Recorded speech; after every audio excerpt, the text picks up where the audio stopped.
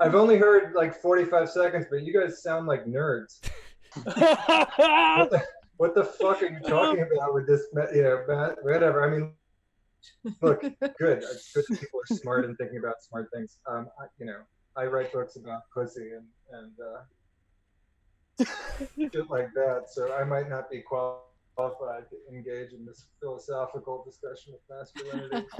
You're in the right place. You're in the right place. Oh, this is gonna be amazing. So no, I just as far I guess I was making those faces because I'm thinking as far as if we're talking specifically about stereotypes that are associated with masculinity or stereotypes that are associated with femininity, I guess I kind of see where Jules is coming from, this sort of idea of masculine steadfastness and this sort of just being like so sure of yourself that you don't need to change or be persuaded. I guess I kind of see where he's coming from with that, but I also don't necessarily, that's not a stereotype I would, that's not the first thing that would come to my mind when I think of stereotypes that are associated with masculinity, I guess. So that's why I was thinking that. Yeah, it's a bad generalization because I've met women like that as well. So I think it's actually a bad. Yeah, I mean, I think there are people that are just generally stubborn and insecure, and that's really it. Yeah. Well, Tacos, as far as literature goes, one question that I was asking the panel before was what direction has contemporary mainstream literature gone in the past decades? And do you see communities that your work resonates with the most as going with that flow, against it, or somewhere in between? So in your case, well, go for it. Sorry, please finish. No, well, it's okay. It's kind of a meaningless question because literature in the last decade is so irrelevant. And the movements that we're talking about, the communities that you mentioned, are so tiny that none of it really means anything. Also, 10 years is a very short span of time in literature. It's a very, very long span of time in technology and, social networks and stuff like that. I mean, 10 years ago, really, Twitter kind of didn't exist. But in literature, I don't know. I don't know what contemporary literature even is. It's sort of bifurcated in my mind into commercial literature. In other words, back when I was working in Hollywood and I had to be aware of what was being published, it was very much young adult, weird, sexy shit for young adults having sex with supernatural beings. That was when Twilight was coming out. That was when 50 Shades of Grey was first coming out. And then also there was this giant genre of, girls or women's coming of age stories where they have to choose between a banker in Manhattan or an artist. The book has a pink cover and high heels on it. I mean, that stereotype was real and it's not that old. Right. But in terms of literature with a capital L, like substantive literature, the only books that I've read that have been written in the last 10 years are by Sam Pink or Michelle Houellebecq or Alice Munro. But I mean, she's 1,000 years old. She's not an example of somebody contemporary. But for some Twitter jerk off, my books are pretty popular, and yet functionally, no one reads my fucking books. I have no effect on the culture. And, the biggest book of our scene is probably Bronze Age Mindset, which has a larger effect than, he sold a tremendous amount of books, but a tremendous amount of books compared to even the, shittiest episode of Rachel Maddow in terms of, audience is tiny. And you don't write literature for the present, really. That's the thing. I mean, you write it, because you certainly don't get a lot of fucking riches out of it in the present, but you write it hoping to contribute something to the canon so that somebody, if America turns out to be somewhat like Rome, and, then enough copies of it will get passed around that they're teaching it in some, junior high school class in 2,000 years. Imagine, I'm just thinking, finally some good news. Your novel, that will be teached in high school, hyper high schools in Yes, as it should be. I mean, it is very, it's very much of our time. I mean, if you want to know what our time is like for somebody like me, that book will tell you exactly. I should take this moment to plug my novel, Finally Some Good News, is on Amazon. My new book is called Savage Sphere of the Unicorn. The And savage what of the unicorn? Savage Spear of the Unicorn. Thank you. Oh, yes. And you know, people listening to this should buy it because then I will get money. That's what we all want, I think. Shameless plug indeed. Yes. Absolutely. What's appropriate age group for your book? My old elementary school's mascot is the unicorn. If you want I would recommend it to them if I won't get in trouble. I would say children as young as 5 can easily read, process, and enjoy my book. I think for a school, you definitely want to purchase at least 300 to 500 copies at full retail price. And then you'll get put in a federal watch list. Yeah, you'll absolutely. The chapter titles are like "fuck, cunt, pussy." When I have anal sex with my fucking intern or whatever. So don't. Gotta know about the world. The earlier the better. Anybody who has read my books is not Reality's allowed within 1,000 feet of an elementary school. So today, millennials are having a lot less sex than they used to, and in a way, like, your work harkens back to a different era. Like, I don't know, like, Kristen, today's woke... It's because he's a boomer, man. Yeah, like, today's woke culture wouldn't take as kindly to that kind of language in books, or am I mistaken? Like, or is there a middle ground here? So this is a question that I was thinking about before this show, and I'll let the other panelists weigh in too. But it doesn't, like, a lot of people in our sphere talk about cancellation. Oh, we're going to get, the media is controlled by SJWs, and we're going to cancel.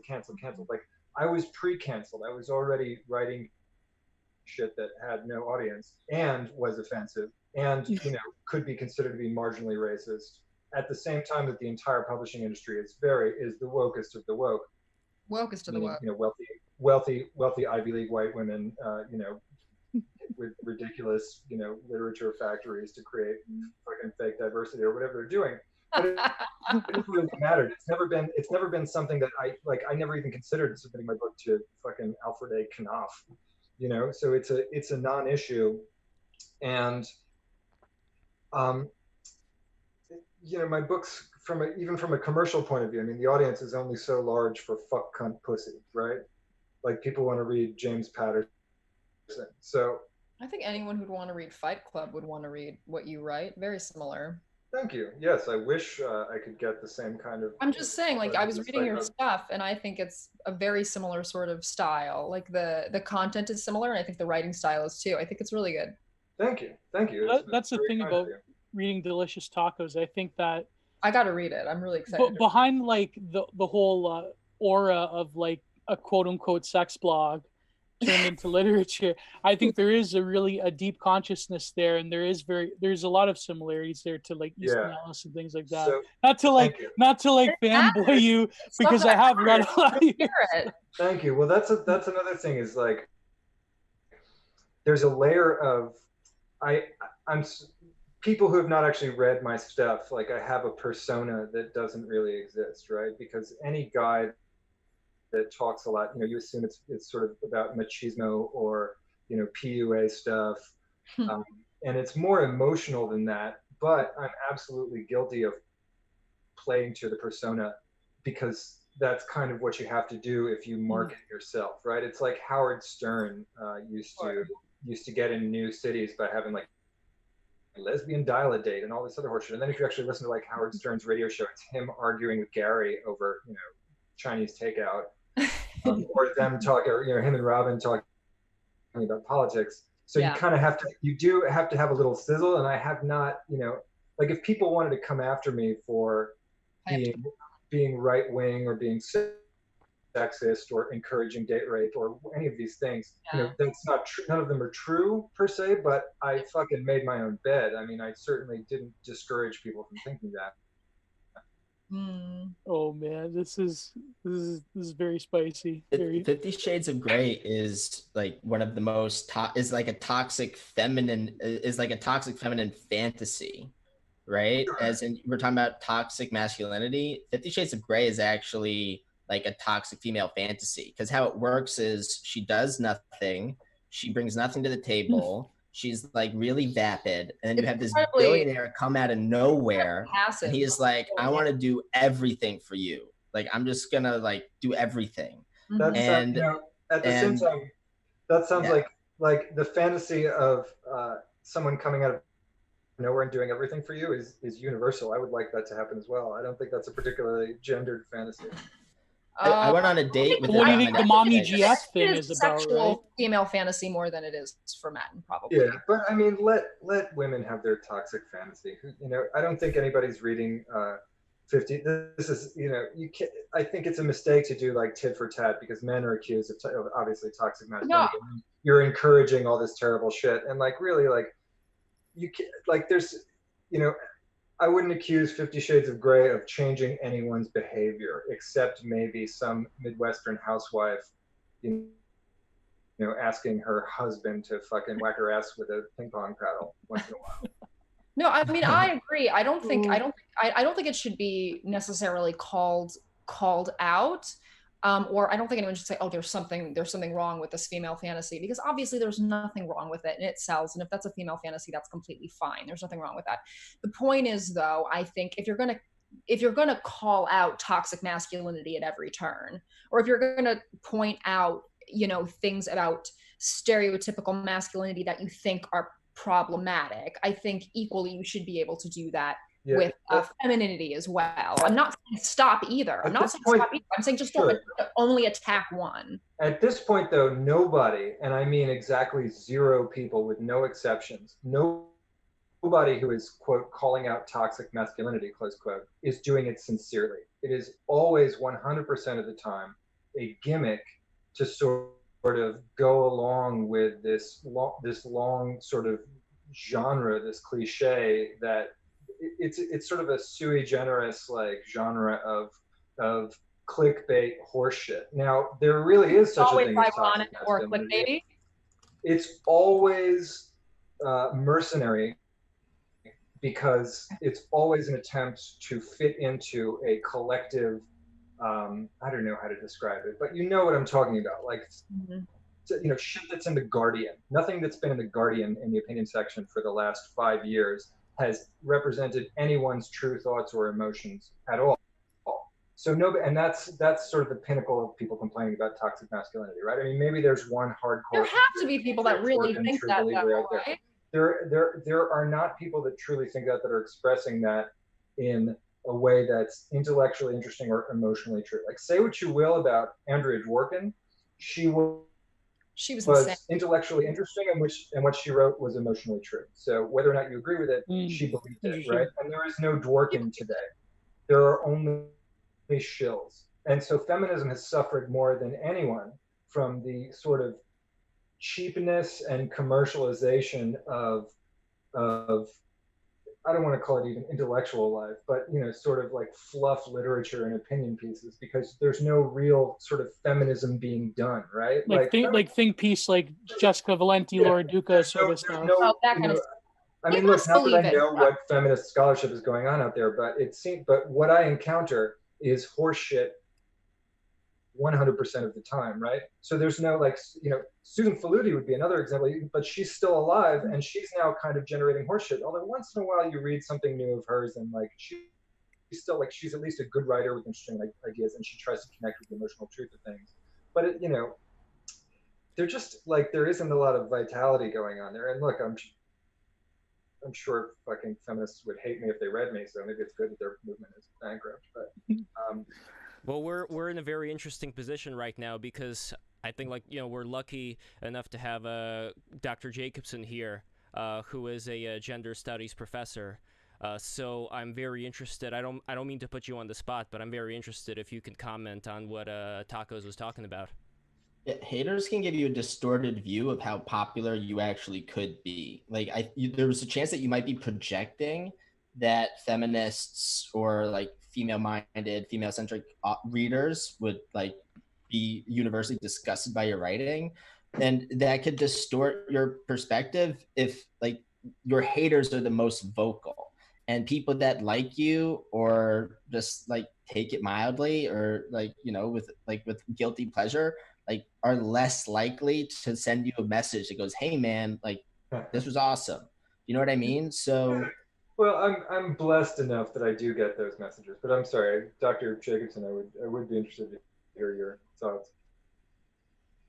Well, I think for me, what I find most interesting about the feminist movement right now is that it isn't just one movement, and I think this has its advantages and disadvantages. I think that um, there are aspects, particularly of third wave feminists, who've resisted trying to be a spokesperson for third wave feminism, for the feminist movement, right? And instead have tried to do their actions more collectively, or to try and say, look, these are all the people, right?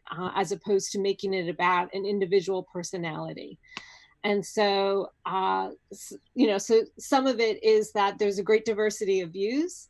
And so based on that diversity of views and the people who self-identify as feminists, I imagine you would have a great diversity of views of readers of self-identified readers who would respond to your text. So I think in that sense, what Jillian was saying is that, yeah, like as one feminist among what I still think are many, my students both identify and don't identify with feminism when when we talk about it. They personally would call themselves a feminist, and why. I was just looking at the screen. I'm like, oh man, Professor Jacobs is going to be mortified at this stuff. But to further, I think what DT is trying to say is that there has sort of been a commodification with the sort of think piece industry, where there tends to not be a lot of sincerity in terms of these very bombastic headlines about, like, just the other day I saw this one in the Independent, or was it the Sun, that says, well, more men die of coronavirus. Oh, sure. I didn't want to say it because of the YouTube. More men die of the virus. That means that just proves the strength of women there. I mean, you know what they're doing, right? Like this is the clickbait industry. But I think that further than that, there tends to be a commodification and a sort of, shall we say, status industry competition with a lot of, like, what would you like? There's terms for it that even a lot of professors use, like, what do they call it? Like capitalist feminism or girl boss feminism, that type of stuff. I think that's what DT is getting at. Whereas, the idea of like lean in, listen, believe, lean in, that type of stuff. That's really unproductive in general, because where is this generation's Susan Sontag or Andrea Dworkin, or well, Camila Paglia is still around, but I mean, she's pretty much, that's another topic of controversy right there. She's kind of been canceled in a lot of spaces too. But she is the original cancel queen. I mean, I know she's. I'm a huge fan, actually. I think she's phenomenal. But even a lot of academic literature that gets passed around, I noticed this because a lot of my research academia dealt with Michel Foucault and his more middle to later period with Power and Knowledge and so forth. A lot of, like, I truly believe that a lot of academic discourse even has suffered from this commodification, or this sort of think piece, thinkfluencer aspect, where they take critical theory and they sort of mash it into a paste that becomes activism. And when theory becomes activism, there's always those there's always those integers that get distorted. And so, for example, when you talk about de Beauvoir and the second sex, then you go from down there to bell hooks and what's her name? I forget. But the point being is that a lot of activist orientated literature leaches into the sort of think piece industry. And this is where this perception of cancel culture and so forth, it's really a degradation of the high-mindedness, in my opinion, in art, literature, and academia, because a lot of these things are very intertwined. I mean, we all know that literature is intertwined with academia, right? So, yeah, I think that's my adding on to what DT is trying to say. Mm-hmm. In a less bombastic way. Yeah, and I guess as I'm listening and thinking about what you both are saying, in this sense, the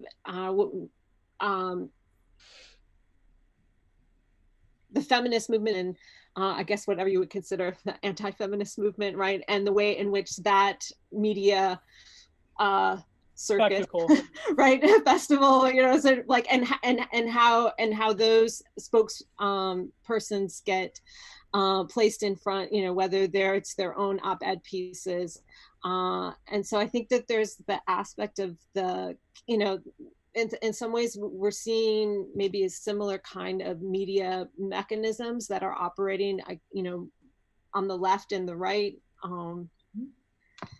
Well, Mr. Dupe was mentioning depopulation capitalism, where what I'm curious about here is I don't know how many people have seen Idiocracy by Mike Judge, but what's very interesting to me about that movie is that it portrays stupider people having more kids while smarter people who want to work on their careers having less kids. And the idea of being, you know, like a strong, independent woman who doesn't need no man, you know, and all that. When we talk about what the future is for people who would pass on good qualities to their kids, you know, good moral qualities, good work ethic, things like that. The fear that I think that movie was showing is that the people who would be able to contribute the most to that have been empowered to focus more on the office job, more on the career, so that passing on of the next generation gets much more limited.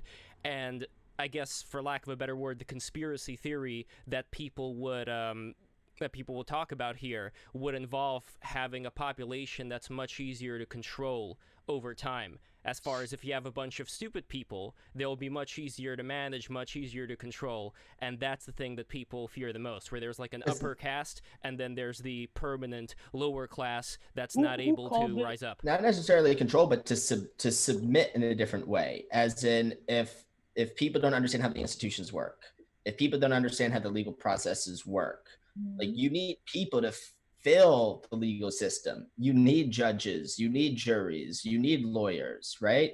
And if everyone stops understanding how all that stuff works, it breaks down. Maybe you replace it with something else. So when you listen to these accelerationists, and like, I think there's a lot of different brands, and some of them say we should just like accelerate the breakdown of society because there's all this rot, so we can like build something back up.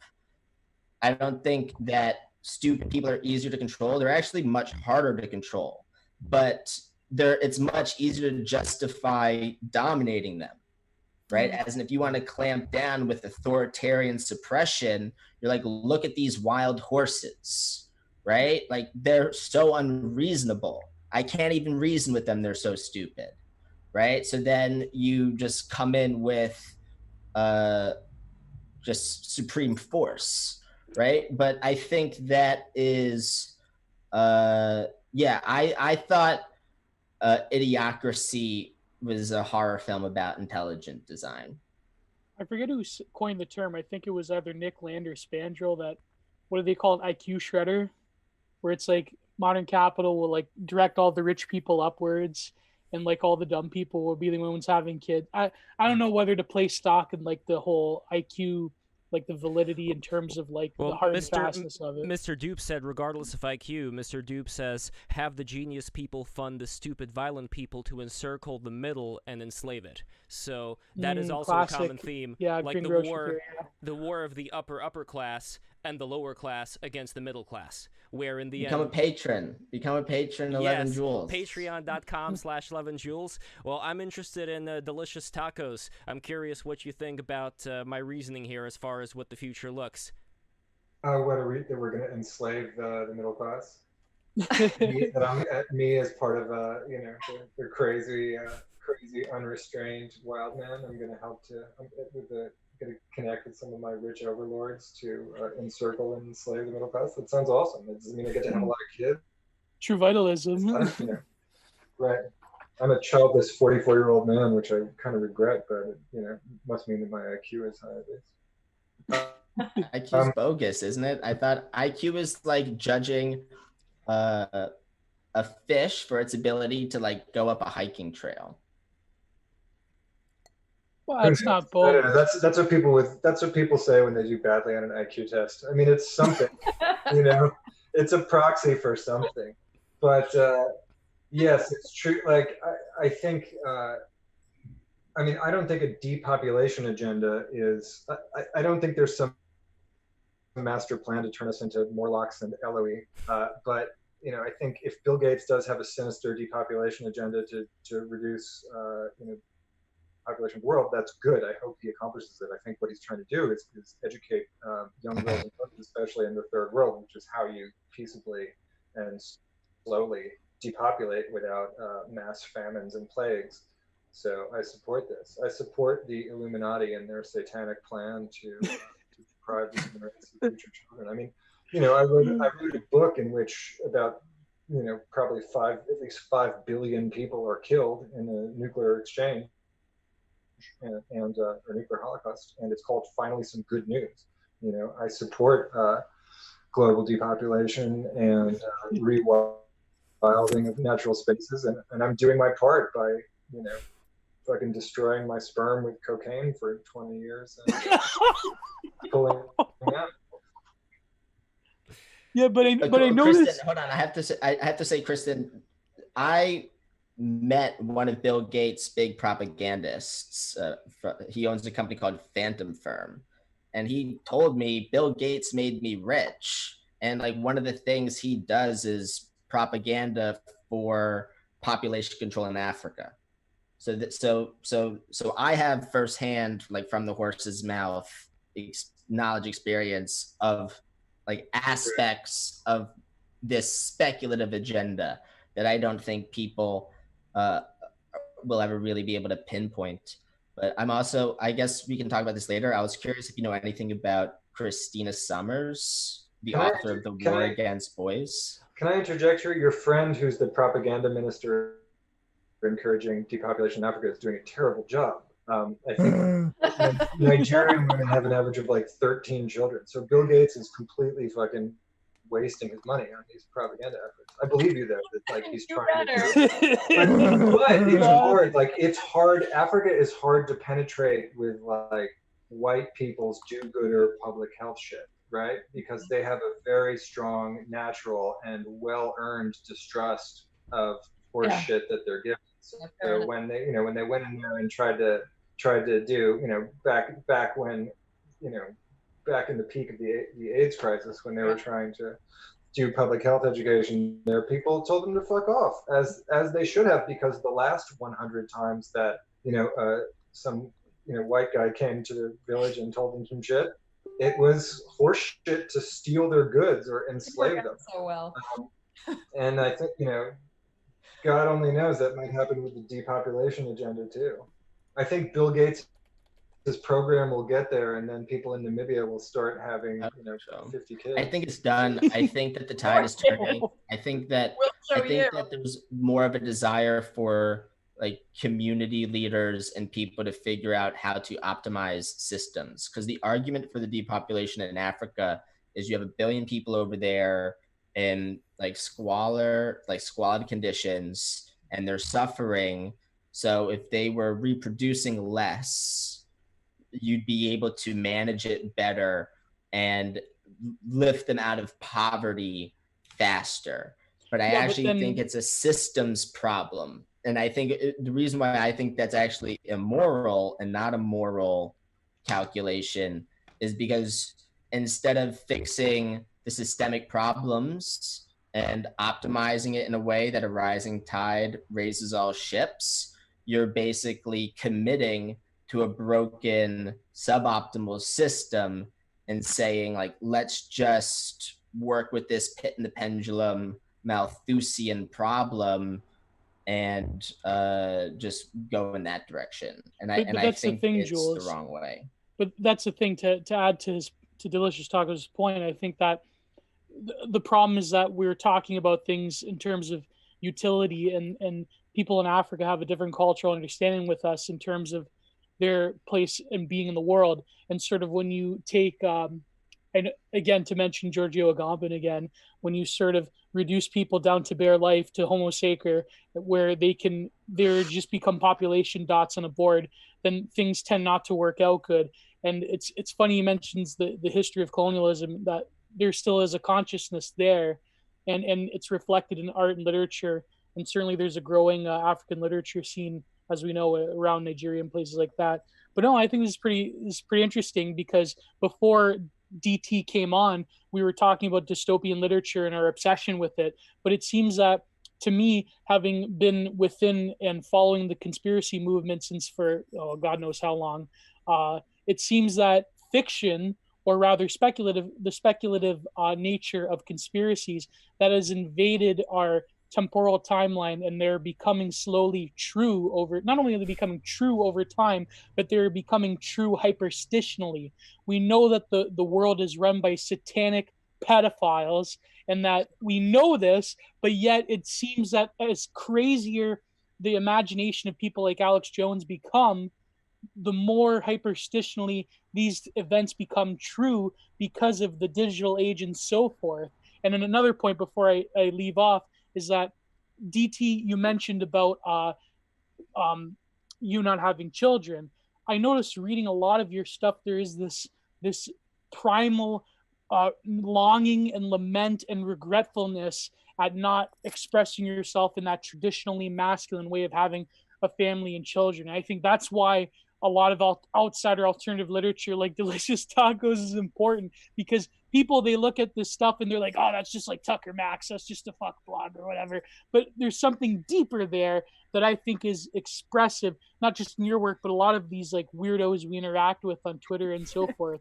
There's a lot of that sort of deeper stuff going on that I find just fascinating. So Thank you. I would be worried about for a lot of people scapegoating. too. I would be worried. I don't think you can safely say that our government or whatever is run by satanic pedophiles. And there's a much stronger chance that if you have people pulling strings, that they would insulate themselves from people who are pedophiles. It reminds me a lot of when like Lev invited some people on who were like making very uncomfortable comments about Jewish people in the media.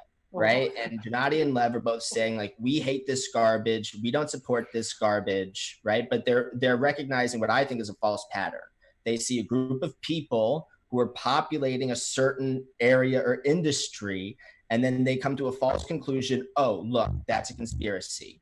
When something like that is much more likely to be a scapegoating like decoy to make it harder to pick out and differentiate between good actors and bad actors. So, Jules, you're saying that the Jews. Sorry. Yeah, Delicious Tacos. Go for it. Jules, you're saying that the Jews in the media are a front for the satanic pedophiles?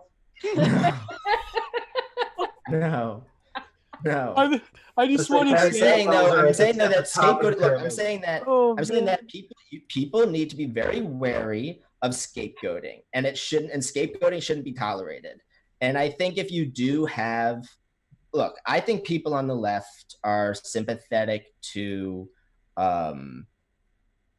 a lot of this stuff that the right is more repulsed by. I think there's a campaign to debate the age of consent so that it's something like France or Germany. And then I think people want to have discussions like, can we make animation porn? Can we have robots? Like, you have these people who are, is there a real campaign to change the age of consent? I think there is, but if I pointed it out, I might have a frustrating conversation where they become very woolly and and gaslight me. Right. But that doesn't mean like I can't see with my own eyes and like aggregate an accumulation of observations and like think about like and deduct what people's intentions are, especially the more and more and more information they share. Like I think that there is a campaign to be able to have what has traditionally been an explosive, dead on arrival conversation, and to bring compassion into it that people like can the be map community smart. or something. It's like we didn't ask to play a game with Jigsaw here, and it's a bad. And I think some people who want to play this game, like it's kind of like a scary escape room where, you know, you gotta do the Rubik's Cube just right, because otherwise you're beset on all sides, right? You have no friends or no allies anywhere, right? Because, you know, you're a one-man operation, really, for a lot of people when they're trying to do this stuff. So I do think that there is a campaign to open up that dialogue, but I think it's very naive to assume that you have a situation like I think Stanley Kubrick said when he made Eyes Wide Shut before it released, when he died of a heart attack or whatever. When he was heart attacked. That's right. No, I don't know. No, that's ridiculous. Wait, Delicious Tacos. Let's not do that. Delicious But Tacos. Stanley Kubrick said that society was run by pedophiles. That's what Stanley Kubrick said before he died. But I also think it's just as likely, if in the unlikely scenario something like that is true, that people that are higher up pulling the strings probably wouldn't be engaging in it at all. No, it would be the people who would be compromised. No, but you got to engage with it to have power to begin with. Yeah, you have people that are compromised below you, so that if there's like a scapegoating misfire, like, you're never touched. Sure, but then there could also be people who are rich and bored. Everyone should just be very careful. This all sounds real complicated, man. Yeah, who knows? This is all. Look, the world is not run by satanic pedophiles, but it might as well be. I don't believe in any of these conspiracy theories, but it's a rich metaphor, right? Like, I worked in Hollywood for 10 years, and I don't believe that there's like satanic pedophile rings in Hollywood. However, I think the idea of a sinister cabal of sort of venal people who collectively, even unintentionally, just create a bunch of garbage that erases your mind is satanic pedophiles is a decent metaphor. Like the reptilians, right? And so forth. Yes, exactly. I like Satanism. Satanism's not all bad. Oh, God, Diane, what's wrong with Satan? LaVey, Satanism is great. I think there's some good Satanism. I think the age of good Satanism will be changed to 28 before it's changed to 17. I don't think that they're ever going to get any more. Think the what? I think the age of consent will be changed to 35. I mean, right now I think the age of consent is in Kentucky, though. Well, do you think it's because we're heading into a more neo-Puritan type of deal, or like what? Who knows? Yeah, I think that like, it's a hard thing. Anything that sort of restricts sexuality is a hard thing to vote against. Restricts male sexuality and male sexual predation. And since my problem with these laws is you make a lot of the monsters you intend to protect us from, right? As in, if like the reason why you have these monster pedophiles who will like abduct a kid, have their way with them, and then murder the kid is because the crime is so severe. As opposed to like, if you could have some kid robots, you could do some kid VR, and you know, some weirdo like wants to hold a baby under supervision. Like, these are not things that like give me horror. I'm not like, oh my God, this is horrible. The problem that I have is you make these draconian laws so that they only target the low-hanging fruit, right? And then the big dogs just skirt. Yeah, but Jules, don't you find something so severely wrong with these? And this is covered in a lot of like speculative stuff where you have like, I don't know, horrible people getting to indulge in fantasies with like VR ports or whatnot. Like, to me, that just, there's something alienating towards the human condition. Like, for example, again, to bring up H.P. Zero Lovecraft's novella, he has in the future, he speculates in his work of fiction that, you know, you will get to like rape sex robots, and they will have a inborn resistance codex and things like that. To me, that just seems like, call me a mindless trad or whatnot, but it seems that when you introduce those things within the, shall we say, psychic, spiritual bloodstream of humanity, there's something that is fundamentally degrading to our experience and our being in the world when you start to say, well, it's okay, you know, as long as you're not going after real children and they could draw lolly and things like that. To me, it's just, I can't agree with that whatsoever. So from the let's make Quentin Tarantino illegal. Why? Let's outlaw Pulp Fiction. Let's outlaw these torture porn movies. I think what Hostel is disgusting to me. I never want to watch Hostel. I've never seen it. I can't watch Saw. I watched a couple. They're disgusting. I think let's make those illegal. Here's what Gio's getting at. I understand. I want to hear what Lev has to say. What does Lev have to say? Yeah, what does Lev have to say? Okay, here's what Lev has to say. If we can imagine for a second, and just as I was about to say it, for some reason it says live stream offline, but they're gonna get it anyway. Anyway, yes, it's a conspiracy against me. Never. Okay, here we go. So, Gio was talking about there being this psycho-spiritual reality that we're living in, and I happen to believe that. As far as imagining that this is all like a simulation or whatever you want to call it, I could see that the thought, just like the Zoroastrians have the idea of like good deeds, good thoughts, and I forgot the third one, but good thoughts is one of them, meaning that I think we do shape reality through what we think about. And if there was some kind of a VR game that we were to go into, how are we sure this isn't another game? And it's like a game on top of a game on top of a game, and whatever choices, you see what I mean? Like whatever choices we're making in this game is going to affect what's going to happen to us later on, the kind of person we grow up to be. So that's why I think it is important to, sure, like sex and violence, and that's always going to exist, and there probably are certain pressure valves, but the idea is, do you want this to be the rest of your life? Do you just want to be some nerd who's hunched over on the keyboard and just jacking it to the most ridiculous things in the world? Or do you want to, get up to a higher level of consciousness or whatever? That's why I think thoughts are important. So I don't know. That's just my take. I'm curious to hear Professor Jacobson's hot takes on this. Oh God. We went from like satanic pedophiles to VR. Well, I guess what I've been thinking about as you all have been talking is the relationship between sex and power. And particularly when it comes to sexual violence, the way in which I understand it, and I was thinking about, can you mechanize an outlet for a sexual desire that's about power to a machine, right? Or to something that, exactly. You would say doesn't have feelings. And I think that, that's where that probably fails. Jillian?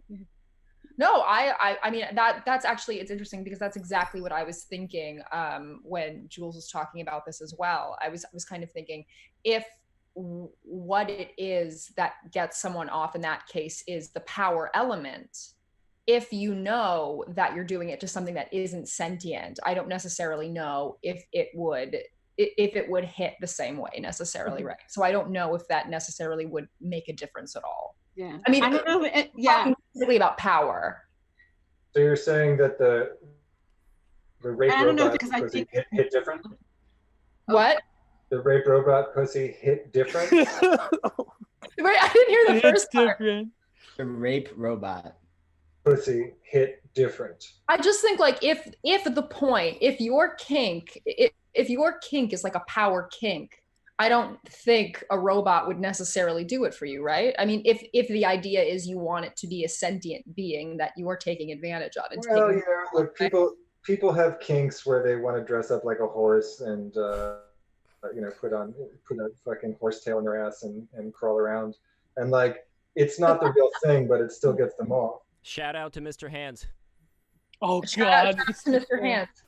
Yeah, no, but I think there's a differentiation there too, right? Like I think if you're a person that genuinely wants to have sex with a horse, I don't necessarily know if like a guy with a horse tail is going to do it for you. You know what I mean? No, but this is like, but again, this is a pretty old question in literature. Like this is even like Philip K. Dick stuff, where he's writing about like what was the book that inspired Blade Runner? Dream of Electric Sheep. Yeah, Do androids dream? Yeah, like it seems that the mechanization of life, sort of like any sort of Gothic literature, if you could consider sci-fi Gothic or Xeno-Gothic.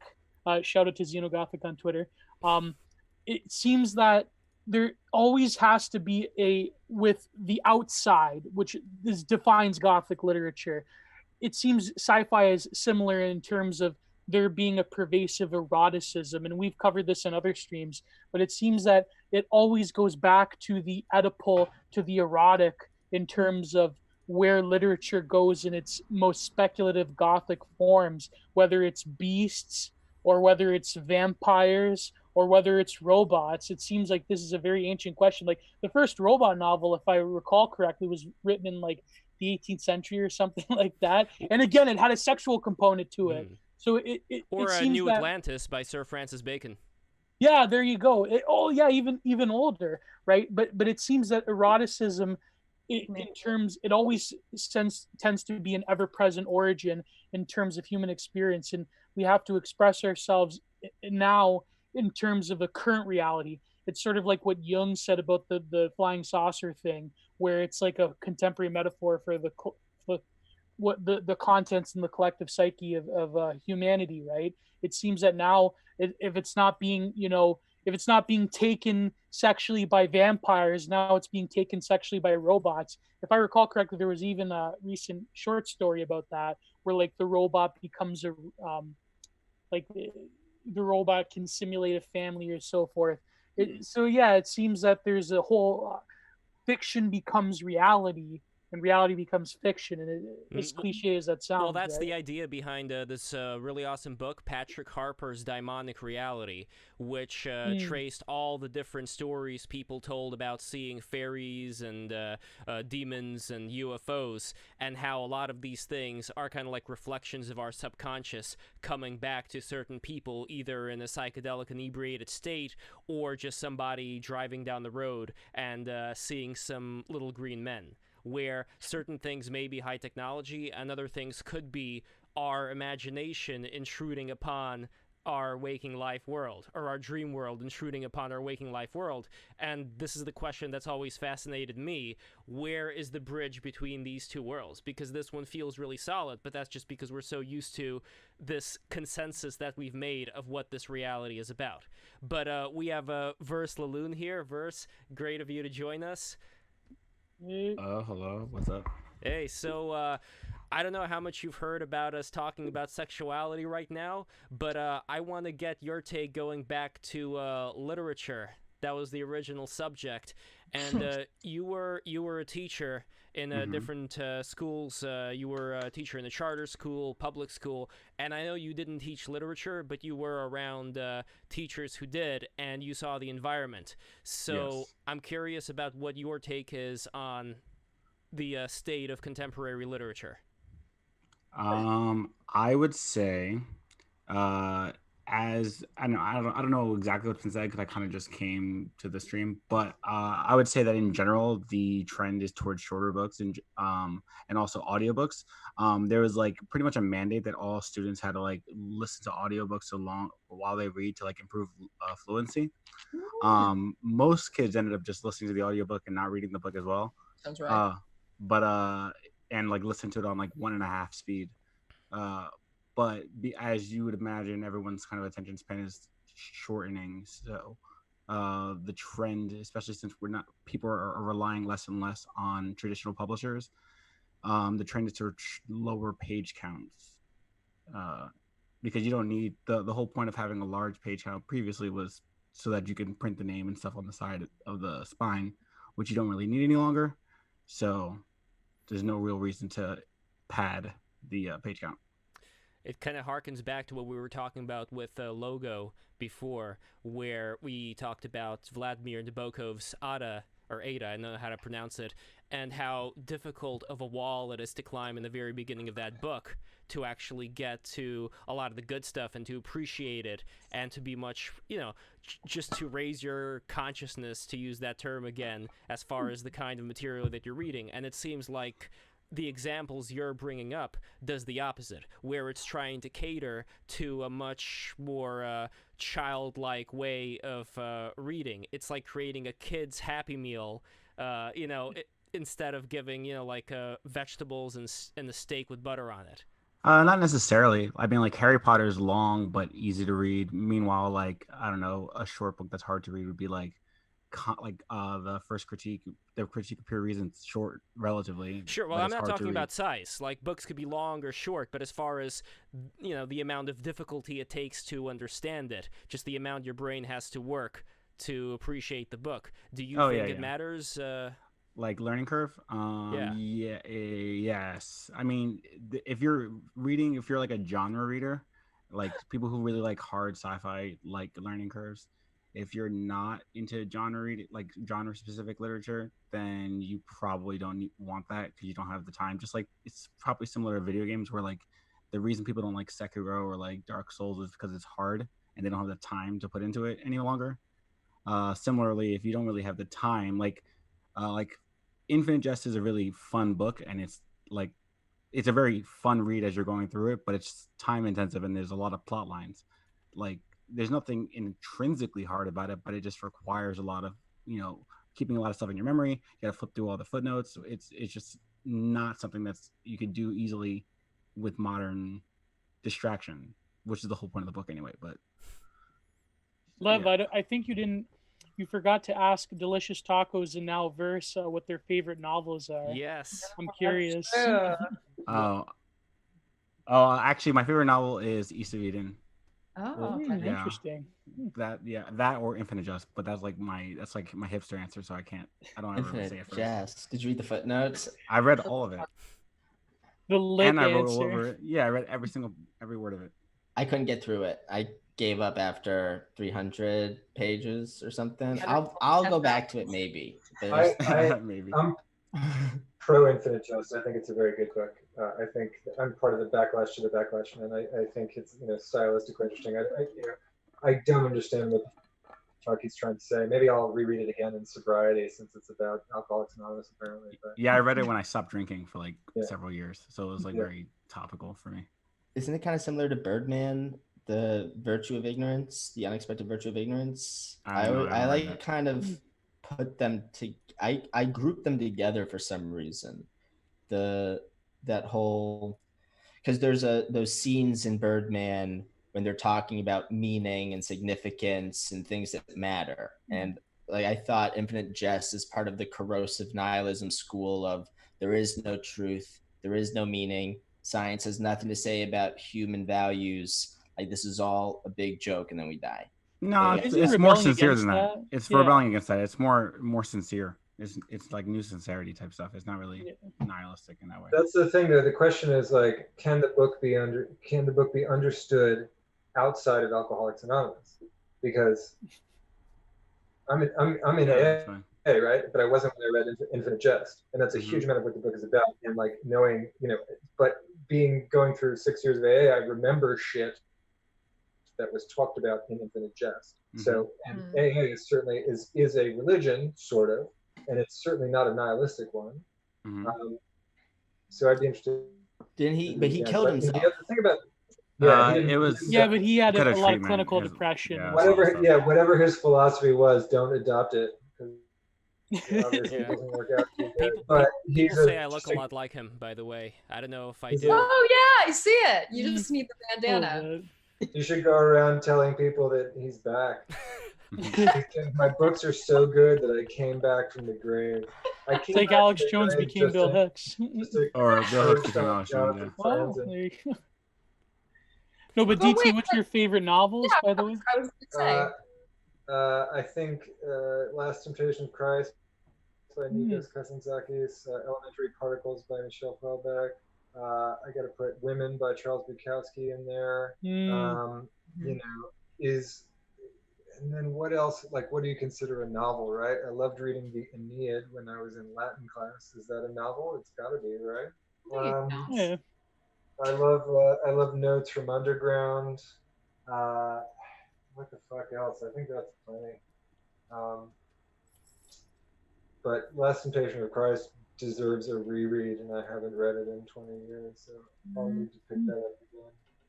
I really enjoyed the movie. I don't know if would you compare the movie to the book? Are they I mean, the book is much, much better. The movie is fascinating because, first of all, fucking weird ass Willem Dafoe. You know, I'm a Yeah. scientist myself. Willem Dafoe as Jesus Christ is. Who among you has not sinned? Like, what a weirdo. Mhm. And then like Harvey Keitel, you know, Yeah. Great it's cast. like, oh Jesus, what's the matter with you? You know, it just doesn't like. It's just Martin Scorsese, like it gets a lot of the theological parts of it maybe, but he's just like he doesn't get like if you have people in ancient times, I'm sorry, like they have to speak with British accents. You cannot Yeah. have fucking Brooklyn ass Harvey Keitel do this. It just doesn't work. Defoe is great as always, but it's distracting in this day and age because he's like fucking blonde-haired, blue-eyed, you know, Iowa fucking farm boy looking, and you know, so you don't really buy him as Jesus. That just reminds me of that scene in The Sopranos with Ralph Cifaretto, where he's like, they didn't have flat tops in ancient Rome. Oh yeah, his gladiator obsession. Yeah. Ralph Cifaretto's gladiator obsession. You know what's funny is that I admire Defoe's like ability to like just take like totally weird out there roles, like his role in Existence or his role in Yes. Antichrist. I think that's crazy. But it's funny you mentioned Martin Scorsese because I was going to mention that about contemporary art and contemporary literature. That's the topic. Have you guys been following the recent controversy where these very bitter, for lack of a better term, cape shit people have been Yes. trying to cancel him? Yeah, but it's Trying to funny. cancel Scorsese. Yeah, because he said that a lot of these superhero action movies, the Marvel Cinematic Universe, he specifically said that they are not auteur kino cinema, that they are rather what he called entertainment theme parks, amusement parks that you enter into at leisure, and you have like this like very defined set mass experience that they're just pure products of the culture industry. And he said that I forget what he said exactly. He said that when it comes to art and literature within the last few decades, it's like nothing interests him because nothing compelling happens. It's just about the integers of selling people stuff. But it's crazy because this is coming from Martin Scorsese. You would consider him like one of the top American directors in terms of what becomes popular. I mean, I grew up like stereotypical Italian watching like the Goodfellas and Casino, right? So yeah, it's really, but even he sees it, right? And I don't know. I mean, The Irishman, you could say was here and there, hit or miss. But Well, I thought he was overshooting a target when he was saying it's not Yeah. real cinema. It's like there's something frustrating. He just that's outside his scope of articulatable ability. And so he just goes to heck with it all. Like that's just not real cinema. And then people have to kind of like decipher what he means, like why he has such a bone to pick with that stuff. well, in the fucking 50s, there were, you know, 90% of the movies were about giant radioactive ants, right? Or you know, or radioactive something attacking American small towns. There's always been schlock, and the dominant culture has always been schlock. And Scorsese was briefly spoiled because, you know, from about 1970 to up until Jaws, somehow some accident happened where good artistic movies were being made, and that was the norm, right? So Godfather and, you know, whoever like Bob Rafelson movies and all this other, you know, all this whatever, I forget what that group was called. To my knowledge, that was the only time in history that ever happened in the movies. It's always been, you know, maybe in the 40s you had like detective movies and big dramas and stuff, but there was also like, you know, Esther Williams musicals and other shit. I'm not saying that that's garbage, but it's certainly not. It's fucking dopey. You got to admit, it's fucking dopey. But how much of that stuff though had a lot of these social justice political undertones as opposed to today? Because it's they all do. Well, not like the same stuff. They all supported the dominant, whatever the dominant morality was, I'm sure. Well, back then, so many people were Stalinists, so we're talking about like the 1940s. That was the thing to be. But as far as the kind of movies that were made, I don't know. Like Hollywood was pretty, at least during the 40s. You know, you had what's his name? Not Goldwyn, but the other guy, Louis B. Mayer. So you had Louis B. Mayer doing movies that would resonate a lot more with families. You know, like Wizard of Oz. So well, I don't think Louis B. Mayer was a Stalinist.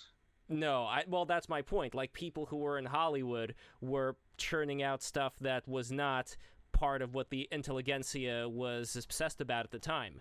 But now it Interesting. seems now it Yeah, seems but the different. golden age of cinema was when us based Catholics ran Hollywood. Then they got rid of the Catholic code, and then what all went downhill from there. Is that kind of what that movie was about? The last Coen Brothers movie, Hail Caesar, because they had a Catholic guy who was kind of like calling the shots. And, like, Yeah, I think so. Yeah.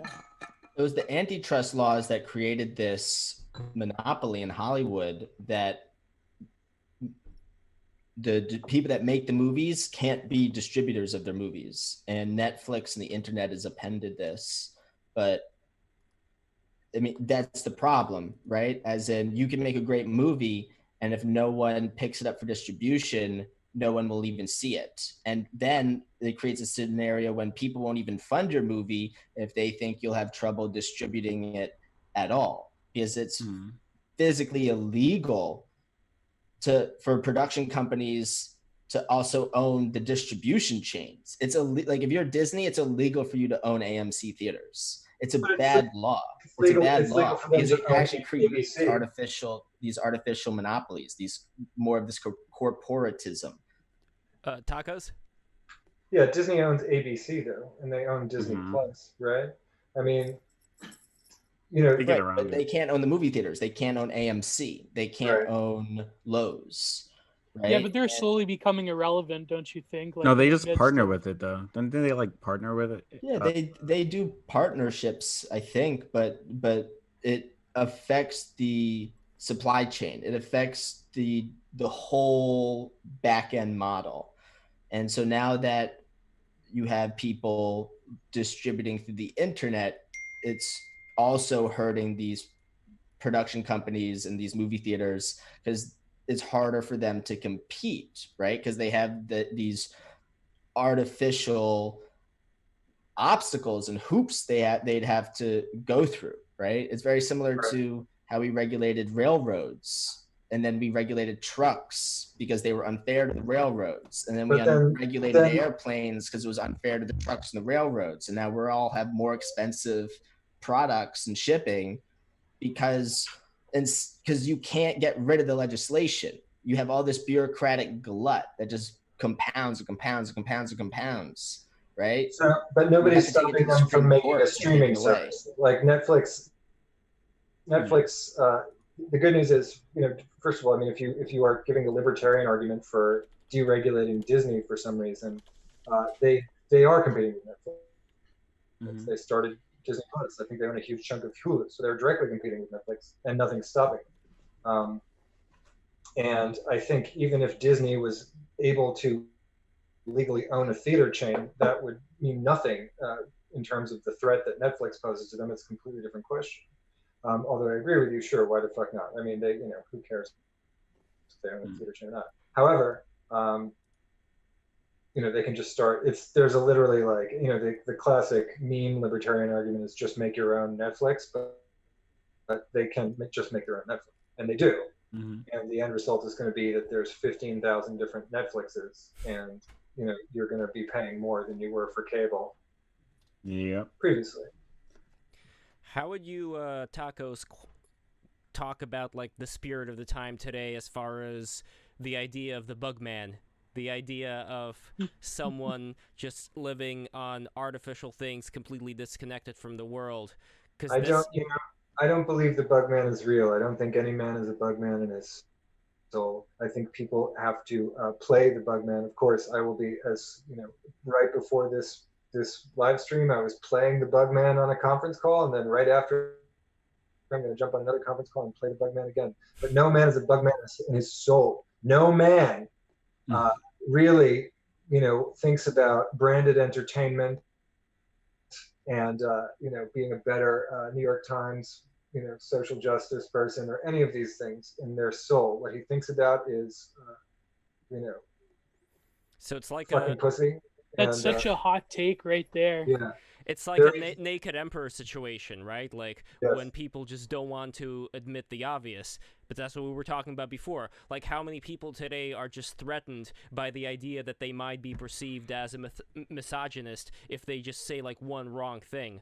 Like, Yeah, it's It's more about how you recover It's- afterwards. See, the people that are afraid of being seen as a misogynist, like, are actually really afraid in their ability to smooth things over if they're interpreted the wrong way, too. Because, like, anyone that's afraid of being perceived as a misogynist isn't a misogynist, right? Like, I would assume so. But then something else is stunting their confidence. that's an Tacos. interesting point. Yeah. So that's an interesting point that I'm still trying to process, right? Anybody afraid of being accused of being a misogynist isn't a misogynist. Look, I'm anonymous for a reason.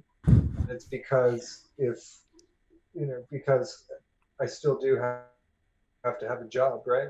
Um, but so, and the reason that I'm anonymous is because some of my stuff could be construed to be really, wicked in those ways. But it's true that I'm not really a misogynist. Jesus Christ. Yeah, maybe that's a really good point. Um, however, it is, people's livelihoods are so precarious and fragile, and especially if you're in, the corporate world, like it is easy to get somebody fired. Like this woman, who got fired over the weekend for screaming at the guy in the bird watching area in Central Park. Like just you have to assume, right, she was the head of insurance investment at Franklin Templeton. I don't know how big Franklin Templeton is, but I've heard of it. Therefore they have a lot of money. Therefore, like, presumably she was pretty good at investing in whatever the fuck the head of insurance investment does there. Like, she was making people money. But it's so easy to just dismiss her and make her unemployable. And look, she did seem completely insane. She was obviously choking that fucking stupid cocker spaniel to death. But like, I don't know how real cancel culture actually is. I don't know how many people actually get canceled. I don't know what the size of it is compared to people that are actually out there being pigs and sexually harassing people and making people's lives miserable. But the fear of it is certainly very pervasive. And every time I want to argue that it's really not a big deal, I'm staring at this Zoom screen right now where my name, Delicious Tacos, is displayed, not my face and not the name that's on my birth certificate. And the reason for that is because, I gotta pay the rent, right? Mm-hmm. And it shouldn't be like that. Should it be like that? I don't know. Like, Depends on your social circle. I'm just realizing I made a like different huge social mistake circles. using my real name. Oh. Yeah, well, that's what I'd like. If any young people are listening to this, don't use your real name. Stay anonymous, right? You can only pop your cherry once. So Facts. stay fucking anonymous as you can, as long as you can. There's no reason I don't think to so. let I think. anybody know. Yeah, I but think Yeah, but that's guys- what you do, like, nobody long-term strategy. nobody is going to come after you for being a libertarian, right? Whereas a lot of people do come after me for being a date rape advocate. A what? Yeah, What? advocate. Yeah, no. Perception No. that he's like Yeah. some kind of For being I don't believe being it. I don't believe a it. fringe character, let's say. You just said you weren't a misogynist a second ago. No, It's but true. irony is clearly hard for people to. Yes. Yeah. Well, that's why. Well, we were talking earlier before the stream started. All the authors of the Federalist Papers wrote in pseudonyms, Right. right? So there's a long tradition of writing in pseudonyms.